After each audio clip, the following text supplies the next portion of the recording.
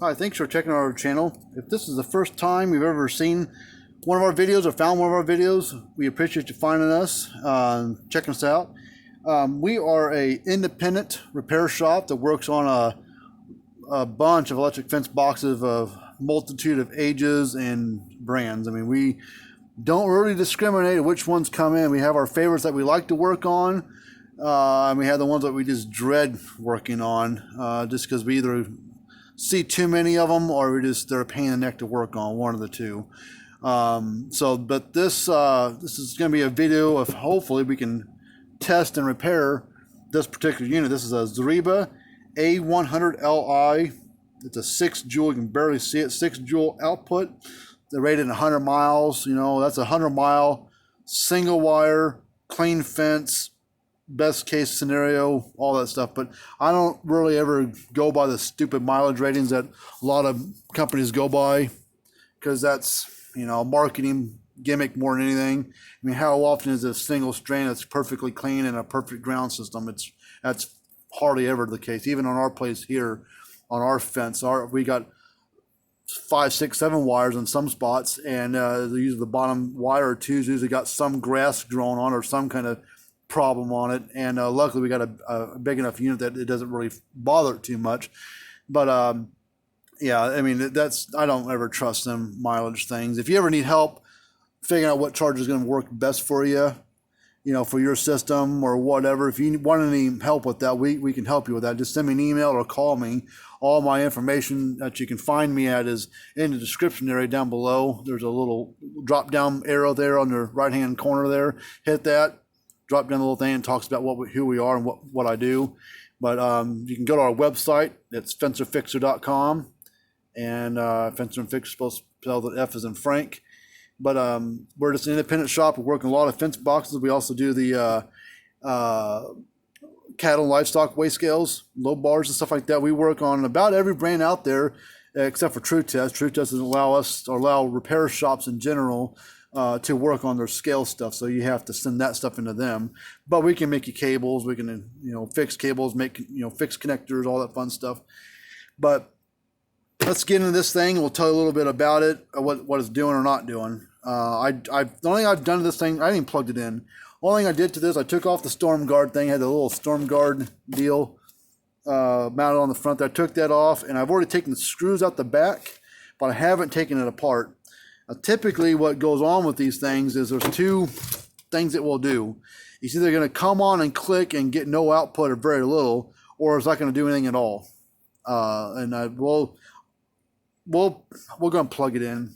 Well, actually, no, I don't want to plug in. There's something moving on the inside. Probably the capacitors. The capacitor sits on this side, but on the back case attached to it, there's a little zip ties that are holding in place, and I bet those zip ties are broke. That's what's rolling around. So I'm not gonna plug it in. But what you're gonna need to take this thing apart, I've already done it, but I've got a bunch of other videos on YouTube. If you type in Zareba 100-mile repair, Zareba 200-mile repair, Blitzer 100-mile, whatever. I got 3 or 4 or 5 videos out there to show you how to test and repair these things. You can put on our testing the Zareba 100-mile. There's a video on that shows you how to test every single main part in this unit, basically. Maybe not everything, but a good portion of it, so you can kind of narrow down where problems are. But the tool you're going to need is a T15 Torx.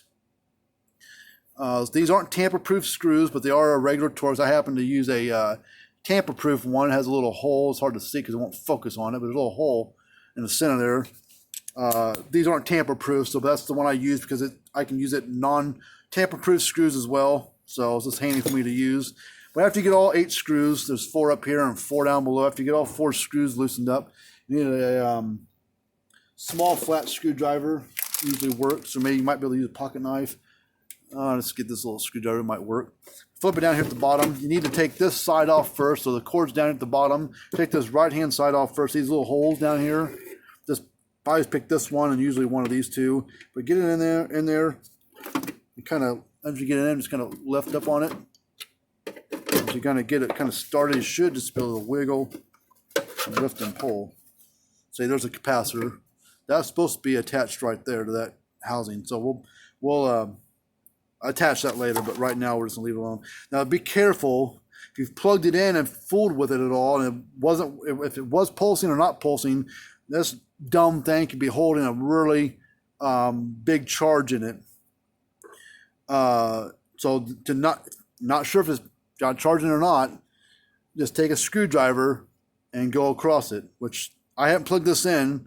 Been sitting on a shelf for a little while, so it should not have a charge in. But if it has a charge, it's probably gonna be attached to this case like this somehow. So just take a screwdriver and make sure it handles plastic or rubber or whatever, and just touch one terminal, touch the other one. If it's got a charge, it's gonna sound like a 22 going off or a firecracker going off. So just kind of brace for it. I usually use a big resistor to discharge them. But so we'll leave that there. And we're going to pull this case off. There's nothing attached there. And as you can see, a bunch of critters have been making their home in here. Dead flies and spiders and stuff. I mean, this thing's a mess. I can already see a problem with it right off the bat. Right down in there, it's hard to see, but see all that? It's all burnt up right there. There's a bunch of crap on the back side of that board. Who knows what's happened there? You know, a bunch of cobwebs. And these things are, man, they're not very well put together, very well thought out brand and models in general. Because these little fins here, there's some on the back. If you look at the back, there's these little fins right here. You got the same thing on the front here, right there.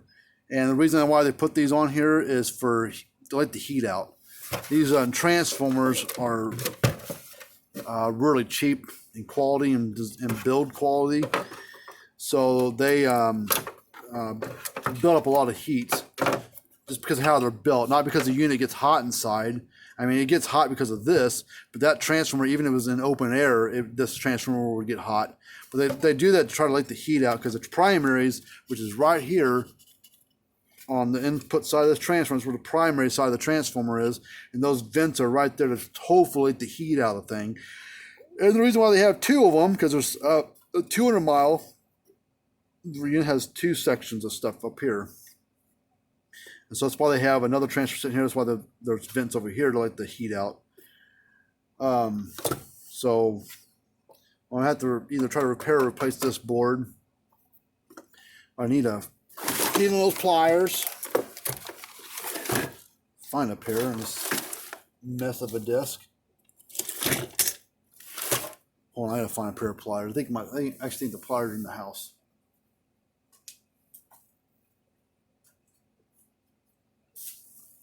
Oh, still one off the other bench. So we're gonna unplug these two black wires right here. I think this came right off. That's the downside of having those vents there, is bugs get in there to make their home. Look at the back side of that board. It's all burnt up.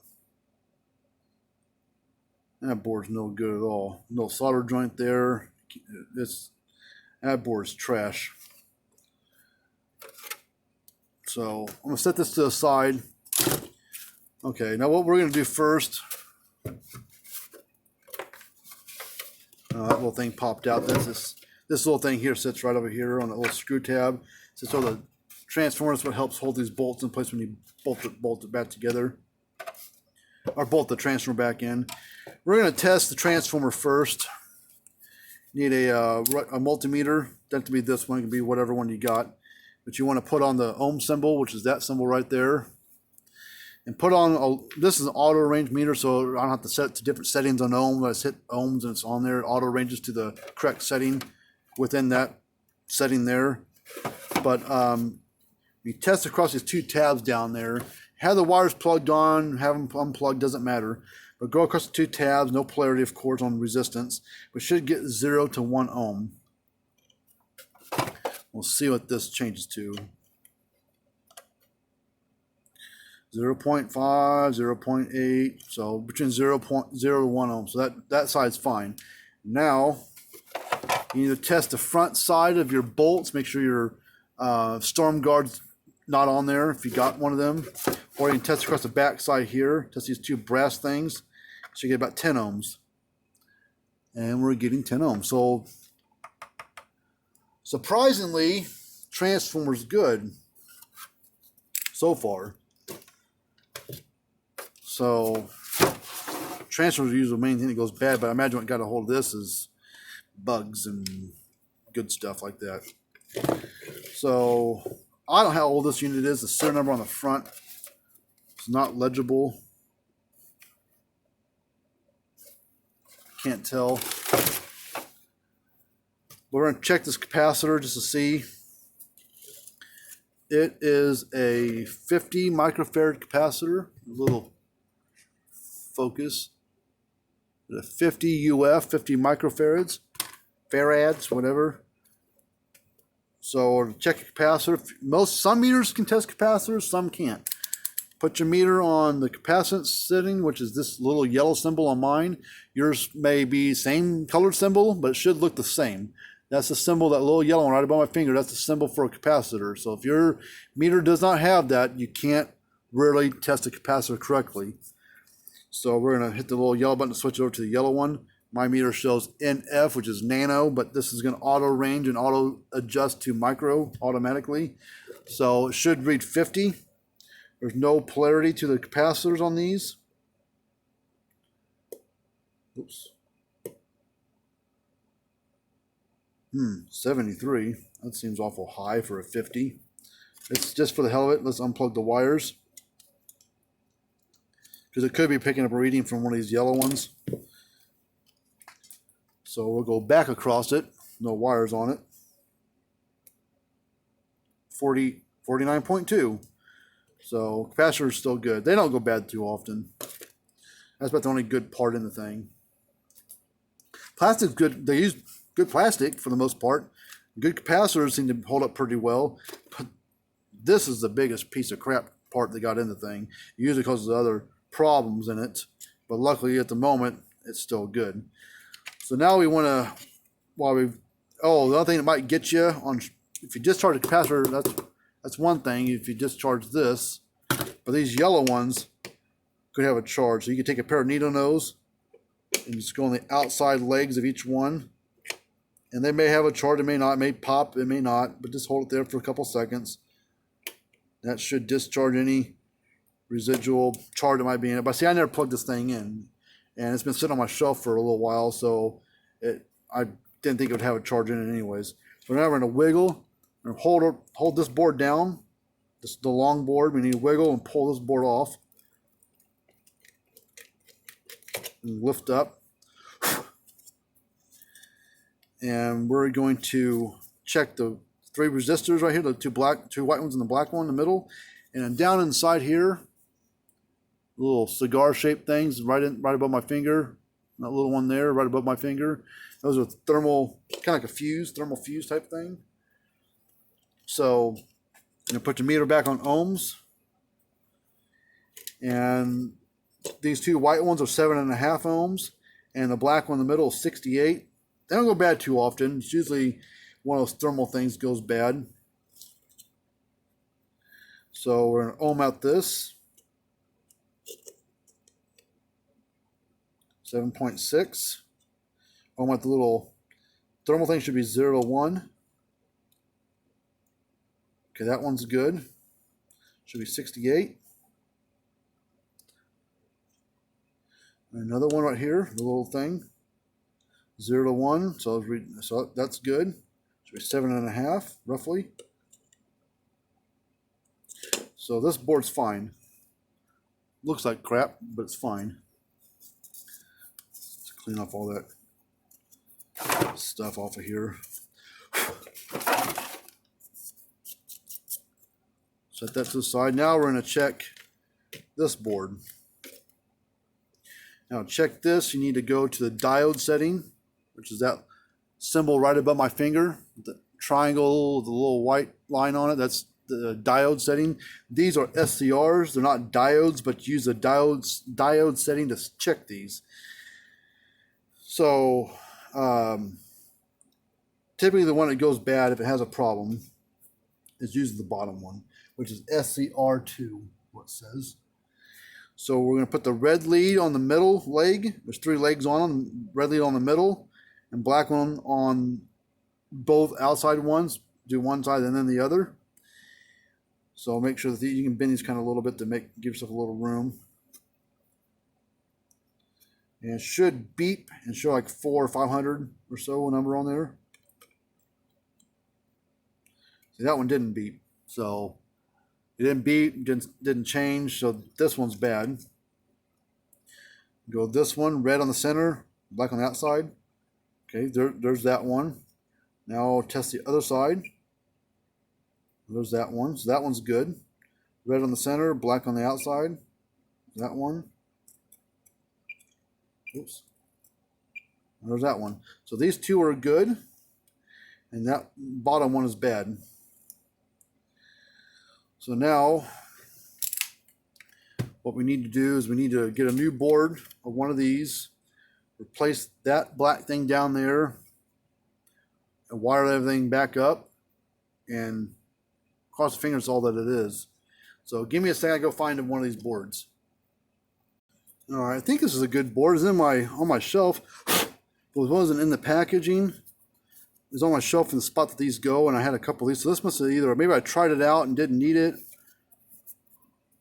or what it is. But yeah, it's all good. It's not all burnt up like the other one is. So I think this board is good. So now what we need to do is I'm going to unplug these 2 black wires. I don't need them anymore right now. We're going to go on this other board anyways. Unplug this power cord.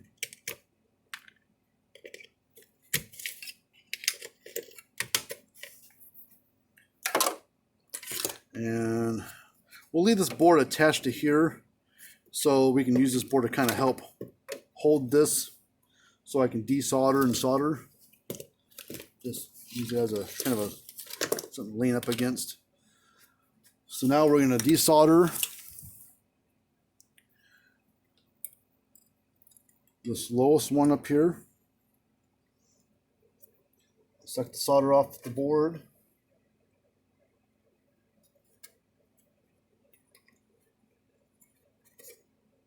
Off of, get on there. Off of both sides.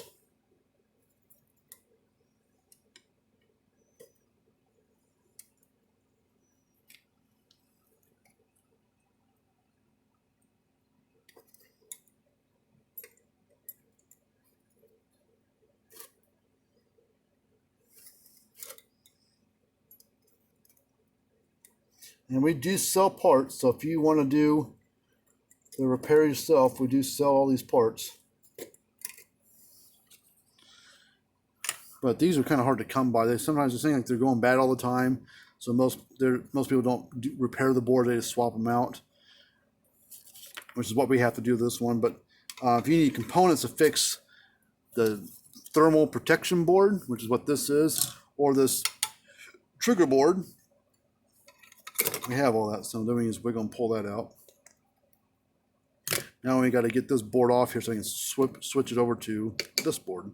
So we're going to get down here, that little notch right there, and get a flat screwdriver in there. Kind of turn the handle. Kind of lifts it up off there. Because it isn't just wiggle and pull. It's kind of press fitted on these little tab things there. There's 4 of them. See, one stayed stuck on here. The other 3 stayed stuck on there. So this one's already got 2 of them on there. So it looks like we need one more off of here. So we're going to steal it off here.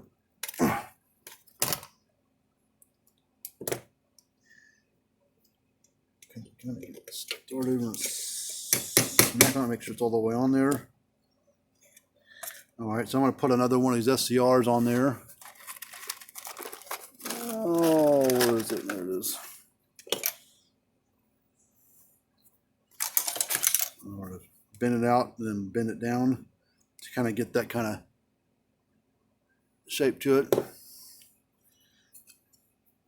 And then that little symbol there, that little small rectangular area is basically that silver part.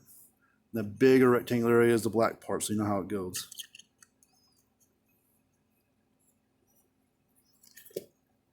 So now we're going to solder it on there. I just hope that that long board over there is good. Typically, if it's bad, I don't keep them.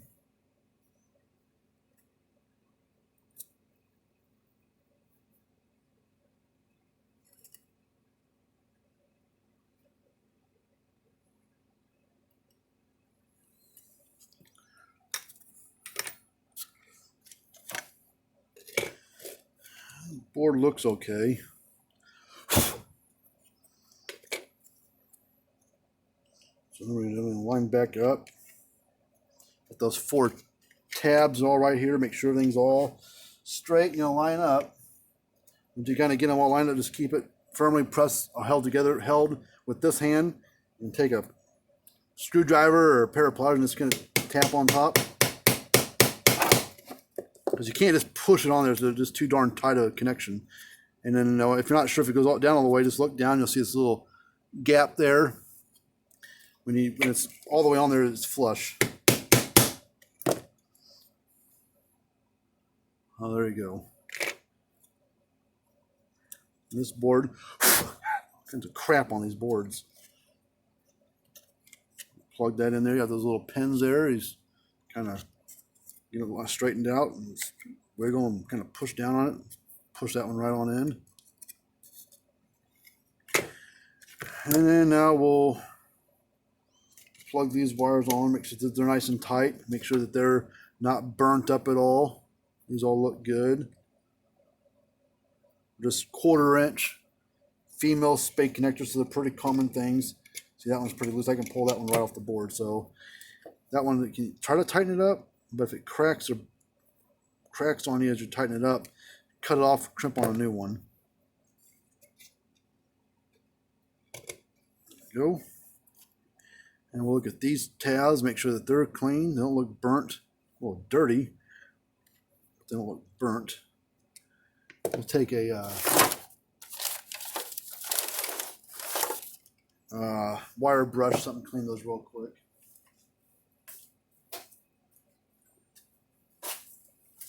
So we're going to just take a Dremel.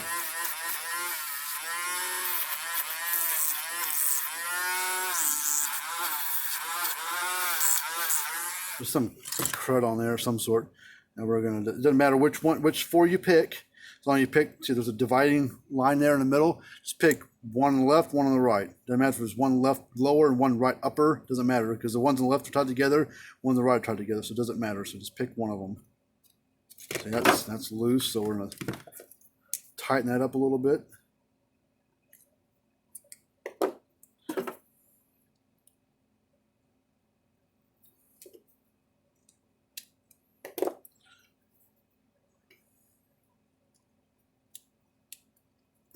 It's kind of tight. Tighten up a little bit more.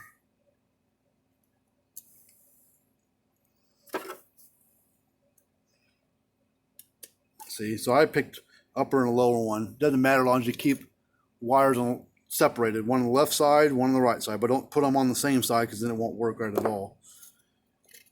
Okay. Now we need those little short jumper wires that went from this area over to the transformer. So they go on these 2 tabs right here.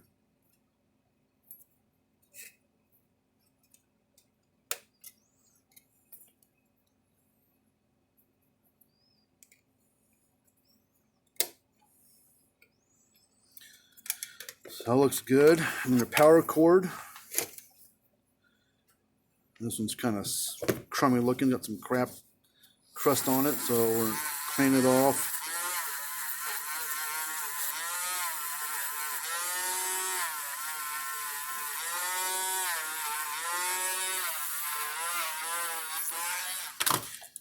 And they go on these 2 little tabs right here. There's no polarity to the AC, so just pick 2 tabs and put the wire on there. It's going to be black white or white black, won't matter. AC doesn't have a polarity.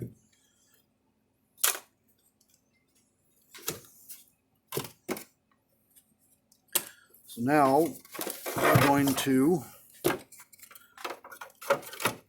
lay that in this kind of little slot groove right here between this area and this area over here. That board just kind of sets in there. down over here too, so make sure it's in there because it won't fit in there if you don't get it out of the way. All right, now you need to take these 2 wires, kind of bend them down. Use a pair of needles, grab on straight on with it, and then press it on the tab down there. There's little notches in the casing right here. Make sure that those fit down inside one of them, so when you put the back case on there, it doesn't pinch one of the wires. Just like that. So if this board is good, which I think it is, we're going to try it out, see what happens. I'm going to plug it in, see if it goes to clicking and pulsing. Pray that it does.